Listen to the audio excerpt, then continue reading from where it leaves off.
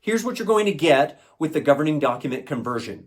First off, we're going to extrapolate key components and responsibilities, both for the HOA and the board, to maintain pieces of the community and assets within the community. So we'll pull those out for you. We'll highlight those in a separate document.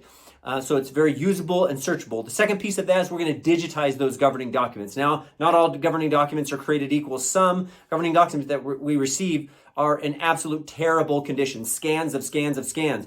Regardless of that, we're going to digitize those documents if they're not already digitized. And at the very least, we will index those documents so that it's easy to extrapolate and pull the various different pieces of the documents. That document will also be searchable to save time and effort and resources in having to hunt and peck for the different pieces of the governing documents that add value to what you do on the board. Those governing documents, by the way, include all of your CC&Rs and your bylaws that govern the board.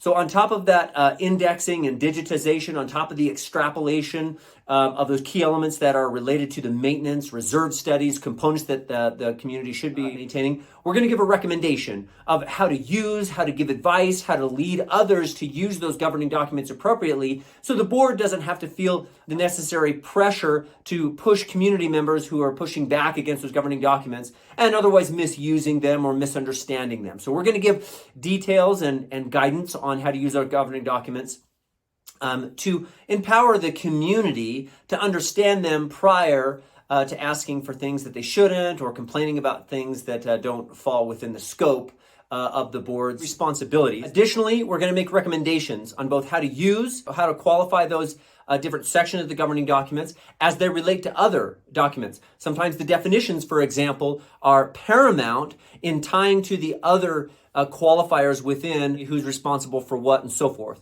And then lastly, we're going to give you state statutes as they relate to your governing documents. So we will compare the state statutes directly to your governing documents and let you know where state trumps or where they have jurisdiction over a piece or part of your governing document. So it's phenomenal conversion process, and we only charge you $297. So normally outside of kind of this offer opportunity, it'd be well over $1,000. In fact, we've charged just under $2,000 on various occasions to digitize and go through those governing documents. So we're talking about the CC&Rs and the bylaws. Those two documents are your primary governing documents. The CC&Rs managing the HOA, the bylaws managing the board to that HOA.